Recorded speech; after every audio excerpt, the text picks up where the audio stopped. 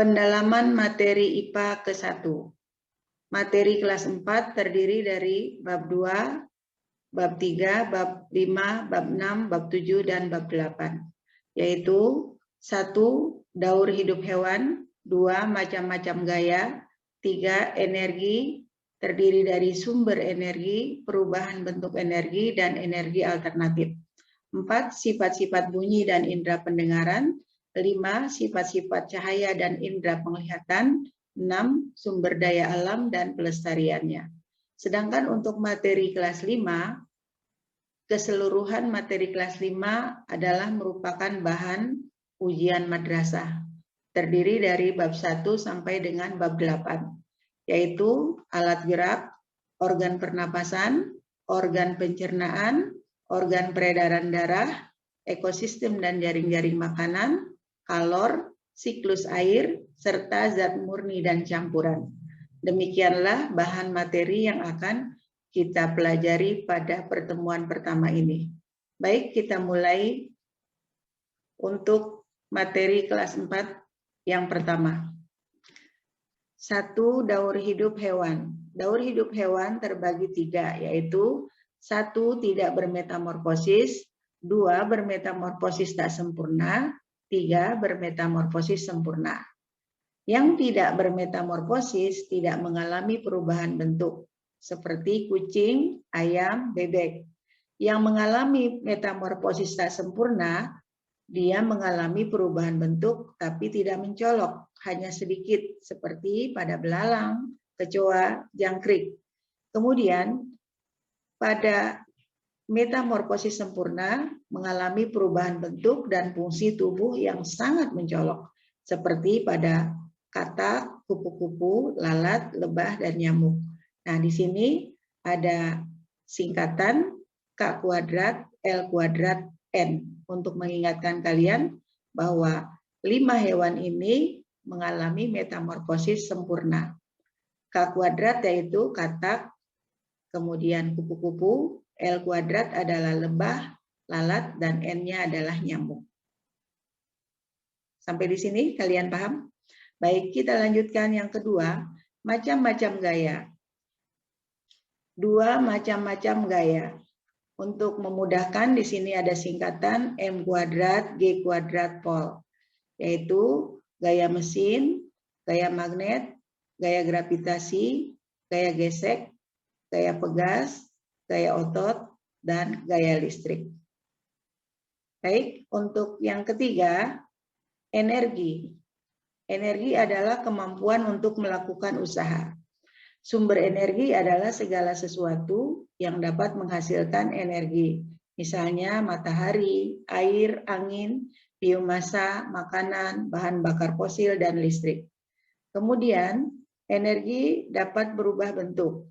Misalnya dari energi kimia ke energi listrik, kemudian berubah menjadi energi cahaya. Contohnya adalah lampu senter. Nah, ini misalnya lampu senter yang dimaksud adalah yang berasal dari sumber energi baterai.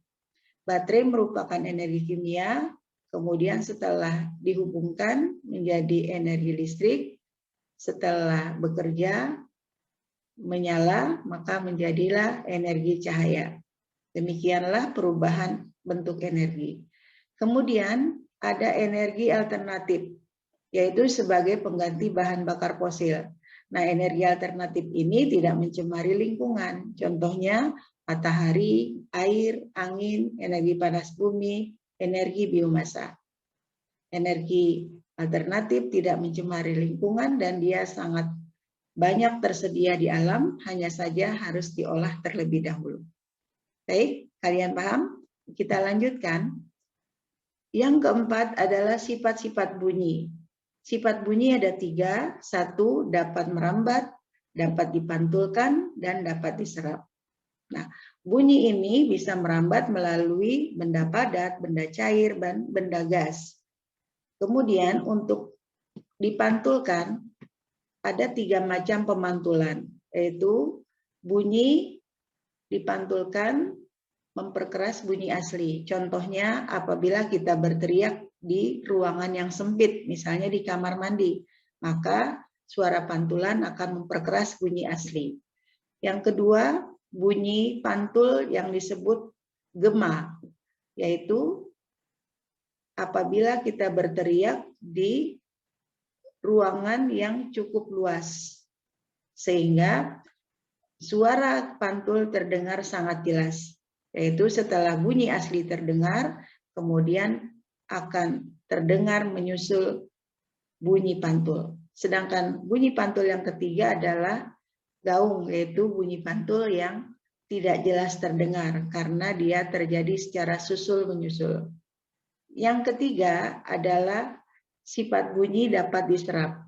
Ini contohnya pada ruang studio rekaman, atau kalau kita contohkan misalnya kamu berteriak, kemudian setelah berteriak kamu berteriak, misalnya dicontohkan ketika kita berteriak kita tutup dengan bantal, maka suara teriakan kita tidak akan terdengar keras karena diserap oleh benda yang lembut, yaitu bantal. Baik, indera pendengaran adalah telinga. Telinga terdiri dari 3 bagian, yaitu telinga luar, telinga tengah, dan telinga bagian dalam. Baik, sampai di sini mudah-mudahan kalian masih ingat pelajaran di kelas 4. Kita lanjutkan bab berikutnya, yaitu tentang sifat cahaya.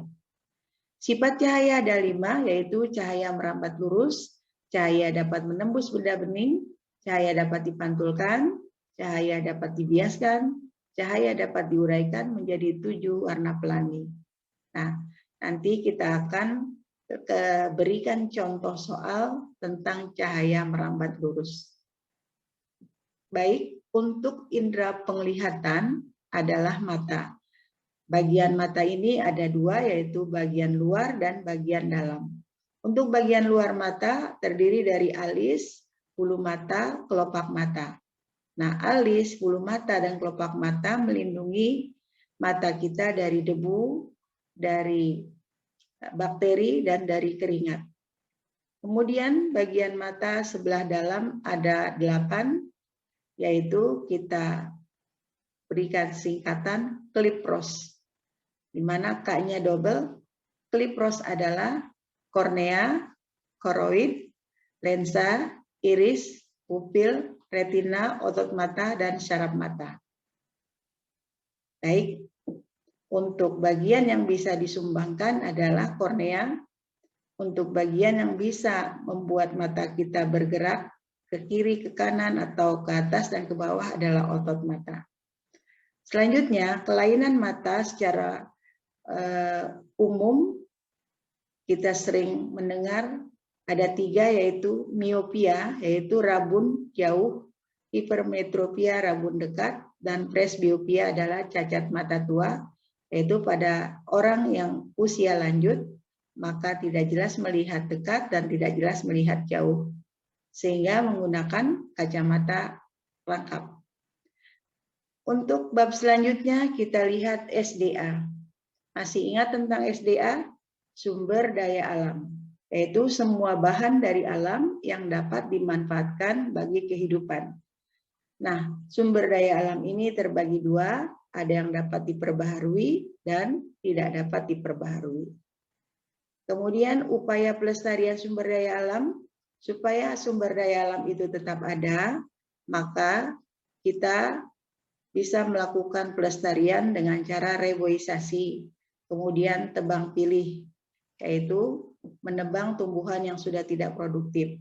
Kemudian terasering, yaitu sengkedan atau membuat sengkedan pada lahan yang miring. Kemudian pengolahan limbah tambang, melakukan pelestarian in situ dan ex situ. In situ adalah hewan atau tumbuhan yang asli berasal dari daerah tersebut, dilindungi misalnya pada hutan lindung. Ex situ adalah pelestarian hewan atau tumbuhan yang berasal dari luar. Misalnya kita lihat di kebun binatang, banyak sekali bermacam-macam hewan yang didatangkan dari luar.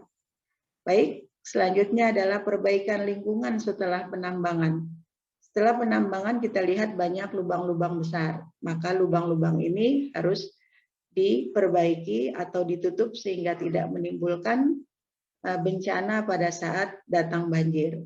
Kemudian meningkatkan pengawasan oleh polisi hutan dan membuat undang-undang perburuan serta penegakan hukum bagi pelanggaran undang-undang perburuan. Demikianlah dengan upaya pelestarian sumber daya alam tersebut, maka kita mengharapkan sumber daya alam kita tetap lestari dan tidak akan musnah. Selanjutnya, kita akan pelajari materi kelas 5 yang terdiri dari bab 1 sampai dengan bab 8. Baik, kita mulai.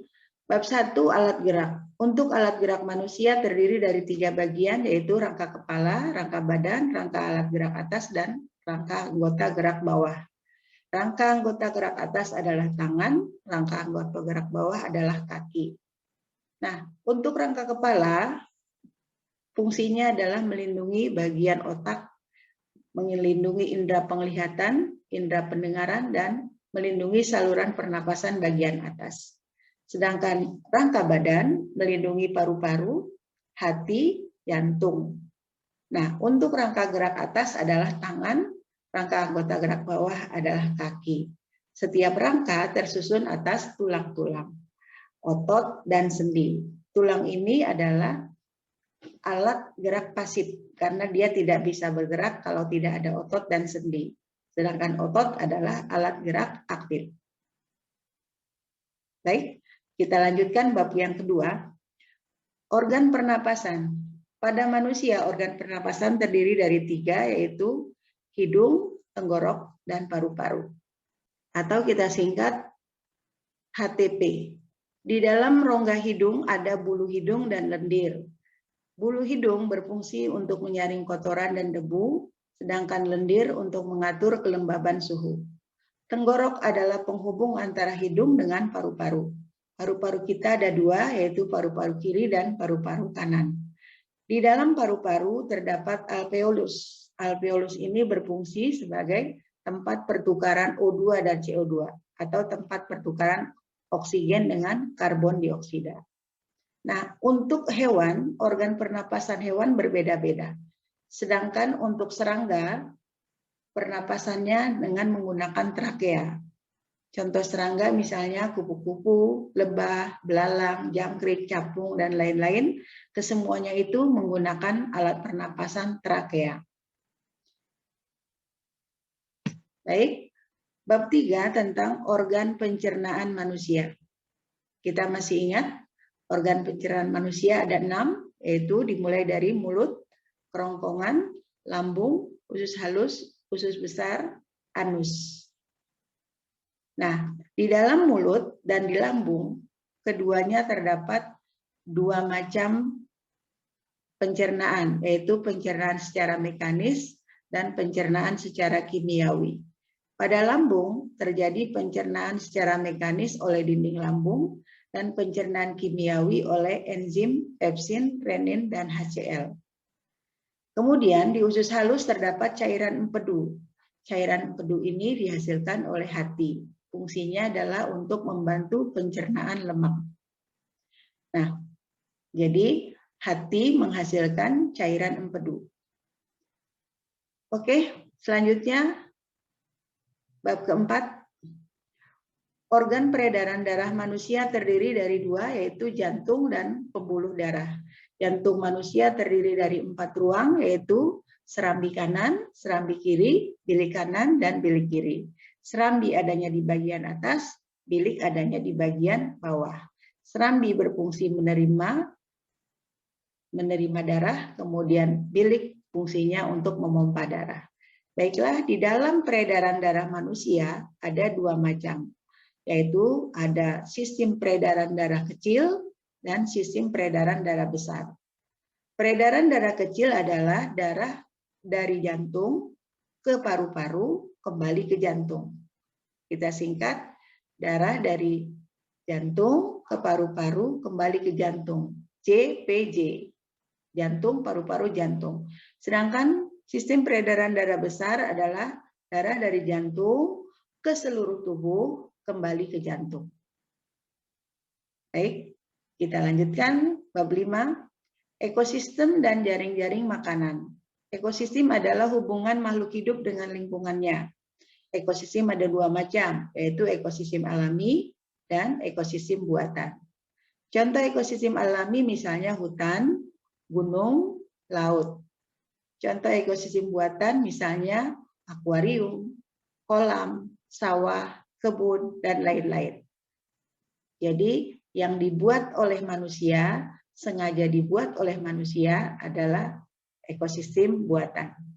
Sedangkan yang ekosistem alami adalah ekosistem yang terjadi dengan sendirinya tanpa campur tangan manusia. Kemudian di dalam ekosistem terdapat rantai makanan dan jaring-jaring makanan. Apa rantai makanan itu?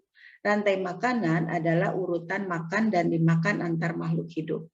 Dalam rantai makanan tersebut, setiap makhluk hidup memiliki perannya masing-masing, yaitu ada yang sebagai produsen, konsumen, dan pengurai. Di sini Ibu contohkan rantai makanan pada ekosistem sawah. Di sini ada padi, belalang, katak, ular, dan elang.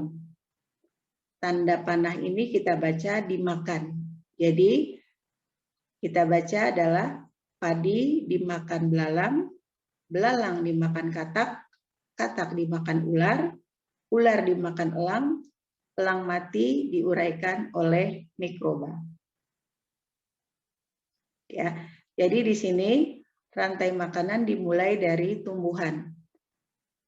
Kenapa ini disebut rantai makanan pada ekosistem sawah?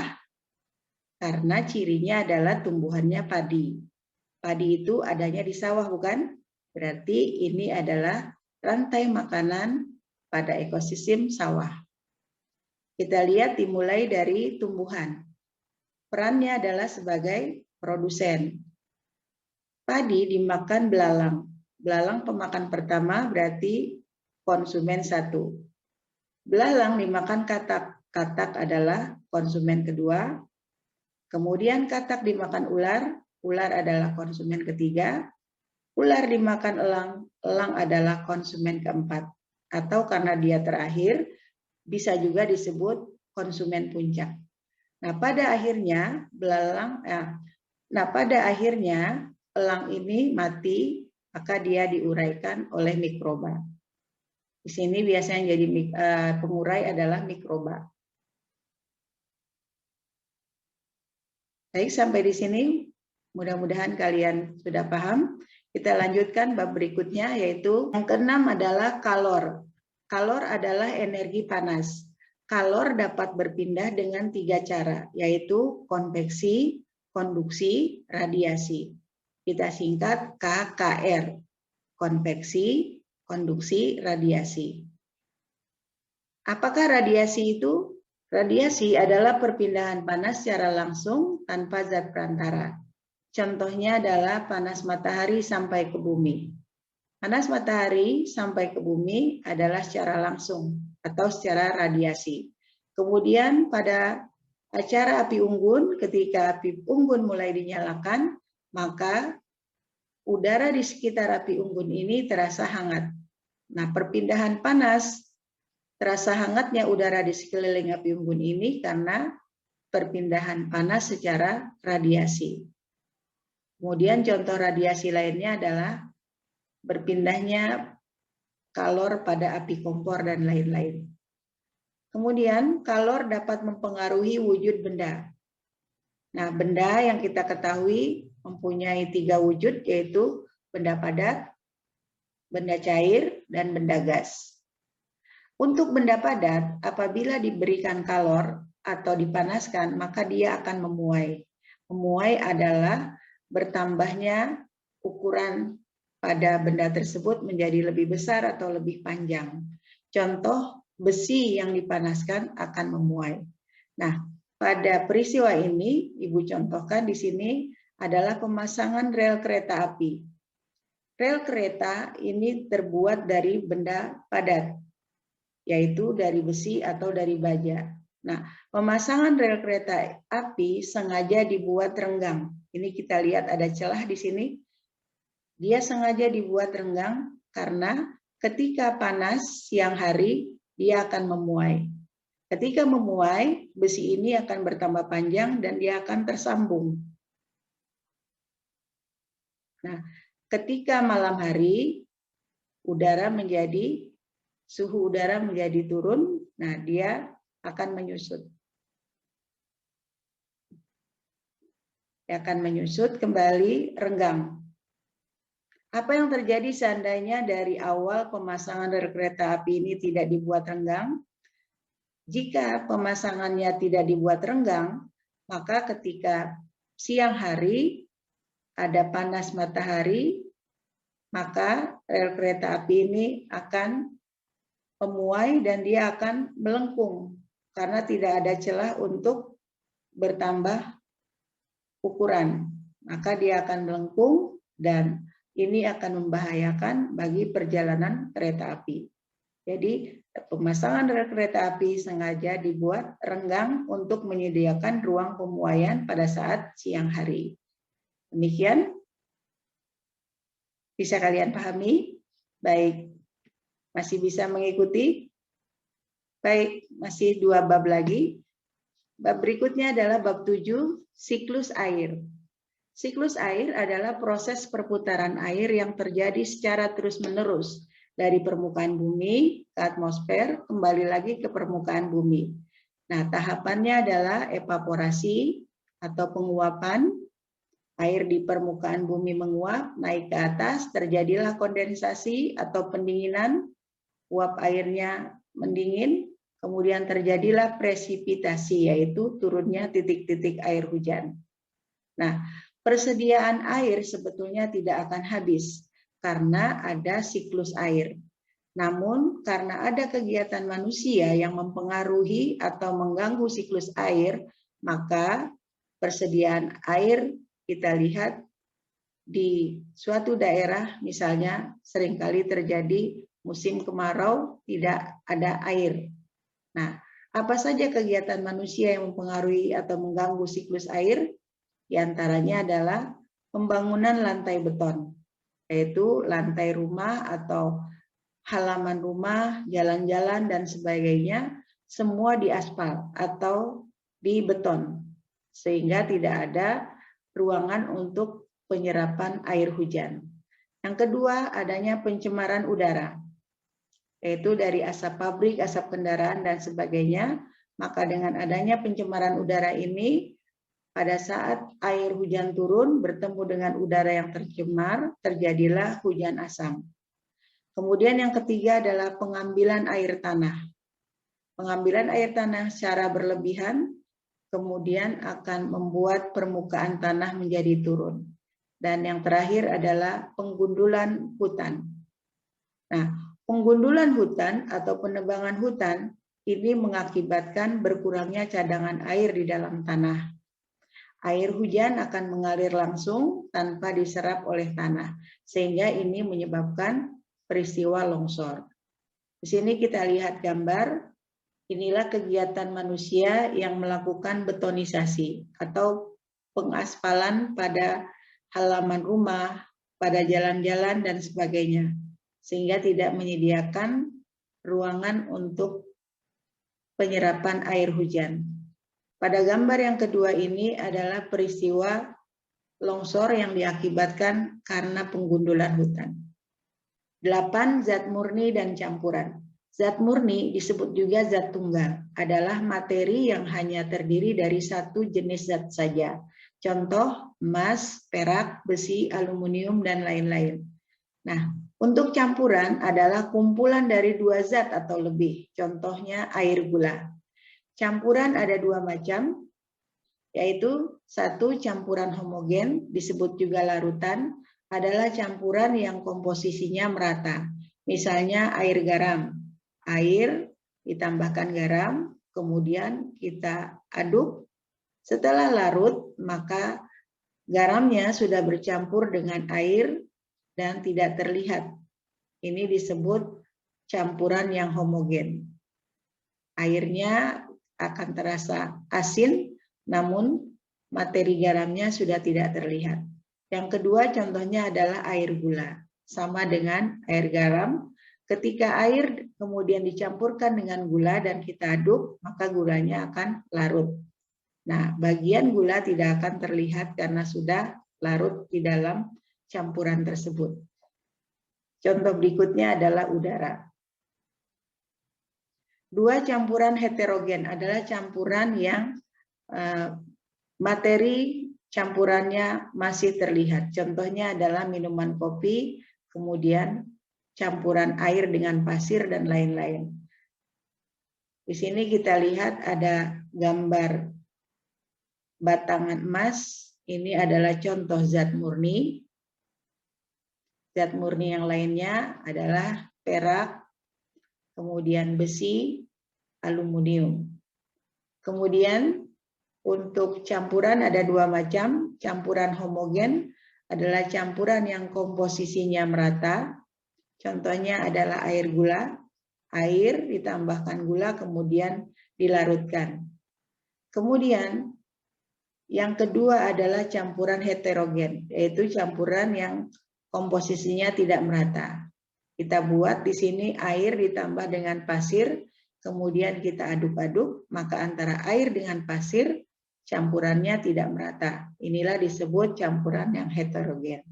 Nah, demikianlah materi kita dari kelas 4 sampai dengan kelas 5 secara ringkas. Selanjutnya kita akan membahas soal-soal latihan.